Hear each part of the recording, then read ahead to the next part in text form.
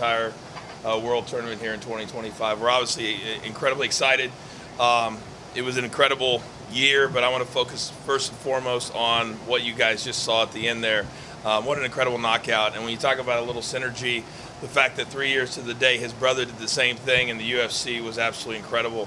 Obviously, you feel for Dalton, but the one thing I want to say about both fighters is that they understood the entire week what a prize fight is all about, and you got to sell the fight, and both guys did that incredibly well. So we're grateful for that. So congratulations to Fabian Edwards, obviously Romanov, who just won, and then also Shoeface was absolutely dominant with his hands tonight and also with his classic submission. So all in all, we could not be more thrilled at how the PFL World Tournament went. Now we set the stage.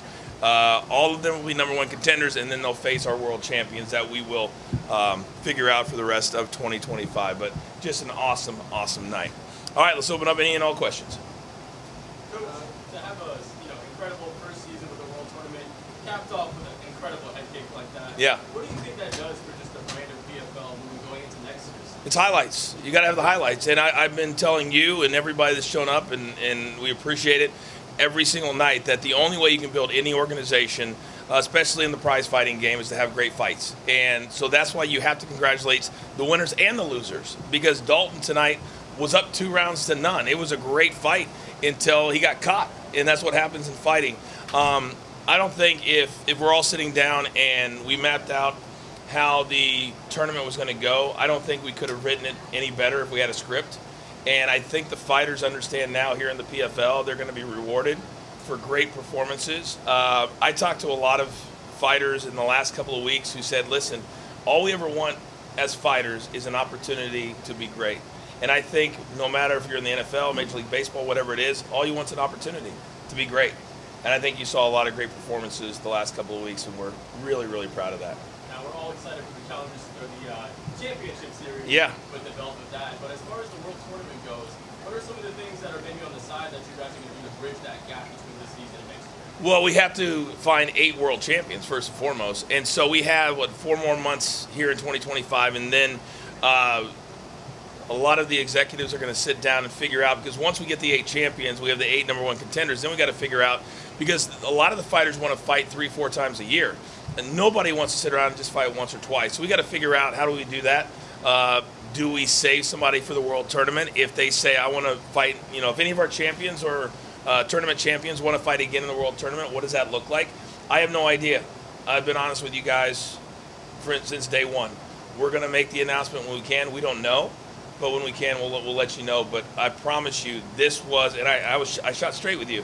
I said we got to get the 8, then we got to get the 8 champions, and then we move from there. And that's where we're at. Last one for me. Yeah. Obviously, you had Edwards tonight, Gene before. Who do you think personally was the biggest winner from this World Tournament? Who was our MVP? Man, it's a good question. I think probably the biggest surprise was probably Fabian Edwards, because he had kind of been average the last couple of years, but he came in this tournament and he told us from the beginning, I want to show people that I am as good as I think I am. And he did that 3 different times. But I think if you're looking at it from a company perspective, that Gene, not only did he perform great, he wasn't even supposed to be in the tournament, but he shows up every single night we ask him to show up. I mean, tonight he's kissing babies and shaking hands and taking pictures, and that's what you have to do. And it's not hard to be nice. It's not hard to be a star. You just got to go out and you got to do it. And a lot of fighters, a lot of athletes don't understand that. That Gene does. I would love to see Liz Carmouche against Dakota Ditcheva. She, at 41 years of age, is turning back the clock. So we got to give her a lot of credit as well. But I think those are the 3 that stick out to me the most. Thanks, Coach. Congratulations. No, thank you. Thank you. Coach, Yeah. Obviously, the transition to the elimination style. Ultimately, do you feel like you made things more exciting compared to the season point system? Hell yes, it did. And I'll be the first one to tell you I was not on board with it. I didn't like it. I've been here 5 years, but I never traveled. I did all the betting stuff. And so sitting back watching it from afar, I thought that the season would have been how you decide the best. So if you have one bad fight, you come back, you get a first round knockout or finish, and you can still make it into the playoffs. I was wrong. And I think a lot of us were wrong. And I think the tournament not only did it add to the excitement, but what did you see tonight where it all came down to one head kick or all came down to a submission? And back in June, not only did they come into the second fight ready to finish, they came in healthy. And a lot of times when you're fighting 2 months apart, that's not always the case. So the fighters loved it. I mean, I didn't talk to one fighter that didn't like it. They absolutely loved it. So I can admit when I'm wrong. I have no issues with that. So I think this is here to stay because it's much more exciting. And I think the reason I didn't like it, to be honest with you, is I thought the fighters would just fight to win. And they wouldn't fight to knock out, submit, finish, be exciting. But that wasn't the case at all. So we got to give all the fighters a lot of credit for that. I have to imagine, in the office when you guys are throwing around ideas, some things probably made the cutting room floor. Yeah. Is there some new things we could see to the tournament in 2026 that you could let us in on? That's a great question, but I'm not going to tell you that. Yeah, you can. No, I can. I'm not going to. The one thing, and the reason I stand up here every single time and answer questions as transparent as I can, is because I want you guys to understand that when we announce something, that's the exact moment that we can announce it. I think on the final night of the World Tournament, it'd be very, very premature to say we're going to change this or we're going to change that. The natural question I get all the time in a lot of the interviews that I do are you happy with the 8 divisions that you have? I don't know. It kind of all depends on the fighters that we can sign, the fighters that we can find. Is it going to be the same 8 divisions next year? I don't know that. We'll have to sit down and obviously that's not my department. We run with it when they decide what they're going to do. But certainly I think, again, if I'm being honest, we were very, very happy with almost all the divisions this year. Could we see the PFL return a little bit further to the West Coast in 2026? God, I hope so. I live on the West Coast, man. I'm coming out here all the time. It really is all about the cities that want us there, that kind of make us the best offers, because we're in year 7, year 8, so we have to go where it financially makes sense. And you've seen the level of arena that we go to. This is a perfect arena for us. That 4,000 to 5,000 seat arena is perfect. So if we can find someone on the West Coast and they want us to come there and it financially makes sense, then I'm sure we will. This year we went to the cities that wanted us there. So hopefully they watch us on ESPN and they say, hey, we'd like to have PFL here. We answer the phone, and that's how it works. Finally, what is your message to the fans who are waiting to see these fights now? Fabian, Costello, Dakota, Liz, etc., etc. What can you say to the fans about those future fights that they are hoping to see? Well, first and foremost, to all the fans, it's been such a positive thing online. I feel like there was a lot of, because we feed into it, a lot of times the media does, and we as people who run this do. I think we've completely flipped that on its head. I think it's been incredibly positive. I think a lot of you media have seen that we're willing to work with you, and I'll sit down all day and talk to anybody, and you guys have been amazing. And I think, because I said this before the tournament, that the MMA media is not against the PFL. You guys actually want us to succeed. It's better because that means more work for you guys, more fights for you to cover when it's not just the UFC that's having all the events that people talk about. So I would say to the fans, thank you, because we've had some really good numbers on ESPN. We've had some great lead-ins. Thank you to the 12-year-old kids in the Little League World Series for the great lead-ins the last 2 weeks. But the fans have been amazing, and everywhere we go, more and more they're starting to recognize what the PFL is. And it's not going to happen overnight, but it's a really good start. All right, Coach, talk about Lazaro Neron and his win over Bryce Merritt. That's one of the fighters and the way he finished that fight in the 3rd round. I'm sorry, I didn't hear you. Neron, the way he finished that fight Oh, in wow. the 3rd round, 54 seconds. Yeah. Undefeated guys. I mean, he comes in here and wants in that tournament next year. Well, I think, and that's the beautiful part of these showcase fights. Back in April, there was a lot of people that said, oh, their year is over, or if they lost in the 1st round or the 2nd round. But you saw a lot of guys that still came back and fought because they're fighters and they need to earn a living and they want to fight 3 or 4 times a year. That's the kind of performance that we look at. And next year when they're putting that division together, you say, does he deserve to be in there? There's no question he deserves to be in there, and he wants to be in there. So they talked about it tonight on the broadcast that I know a lot of you guys can't hear. But that's the beauty of the showcase fights. And it's also why these fighters come in, and it's not just a blow-off. It's not just, hey, I'm on the undercard at 6:30.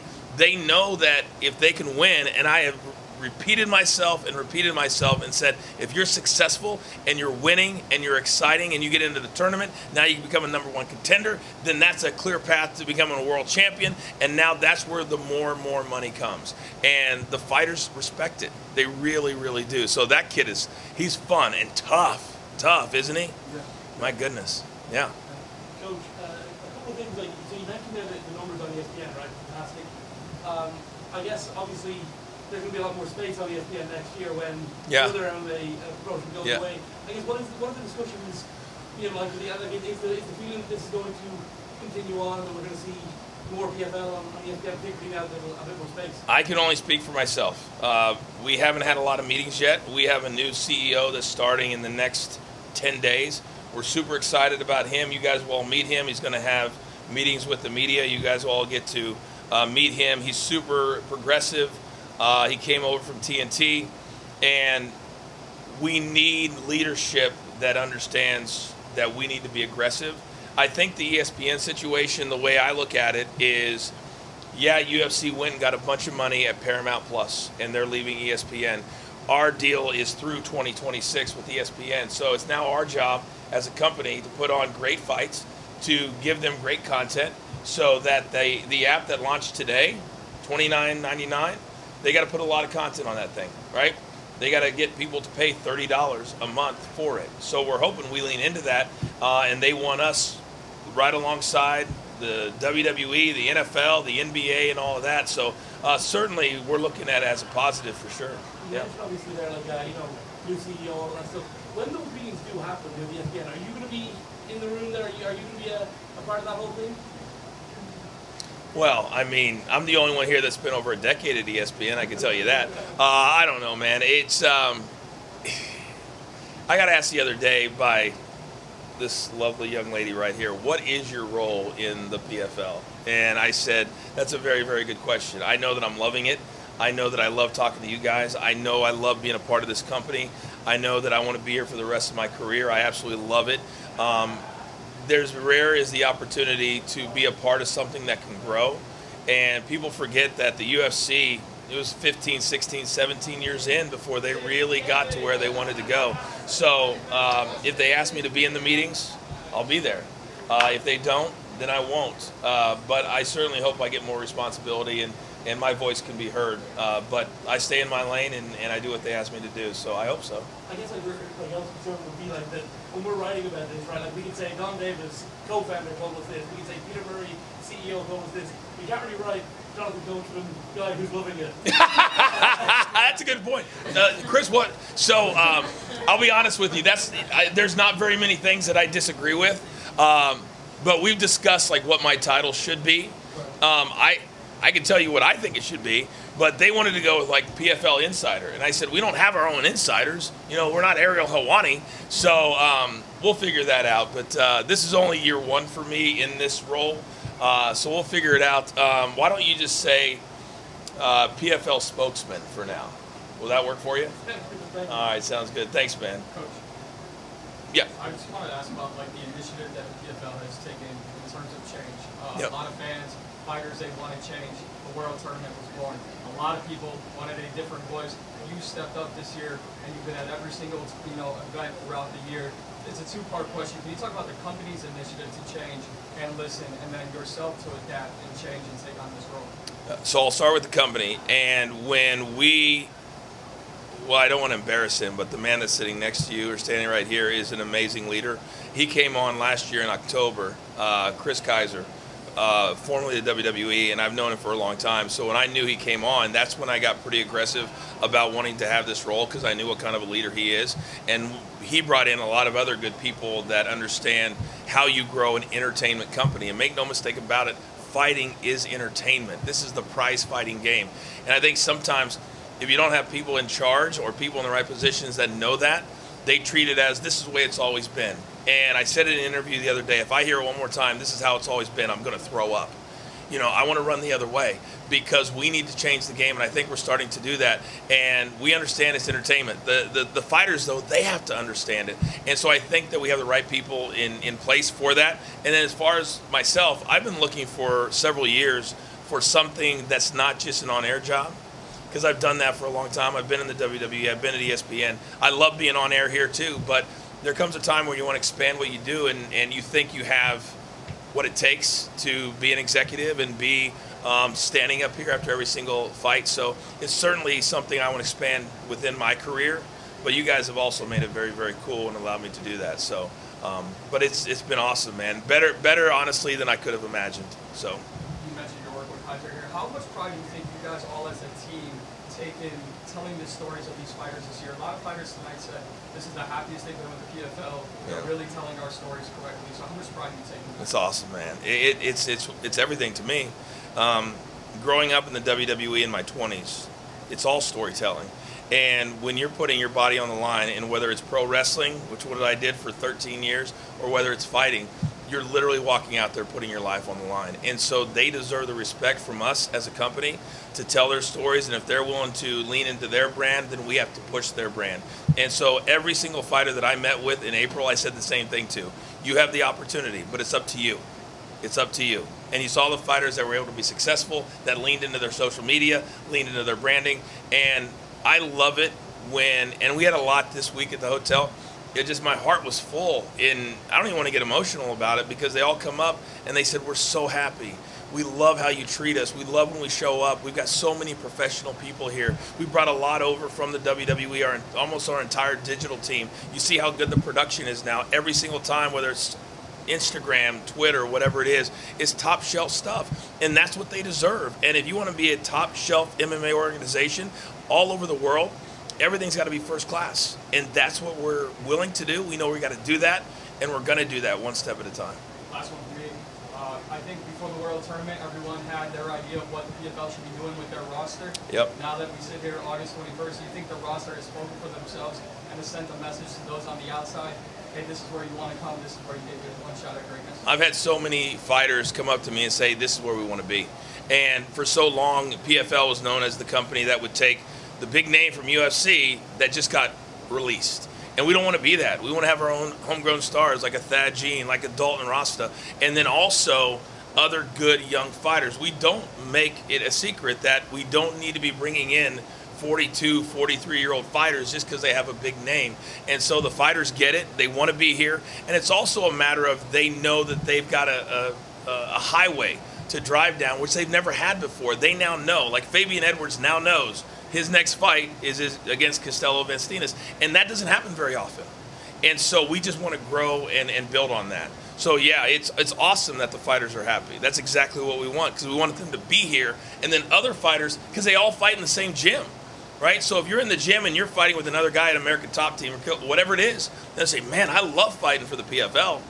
Then other fighters are going to come here too. And that's how it works. But it doesn't happen overnight. It just doesn't. So that's all I can say on that. But man, we're off to a really good start, I can tell you that.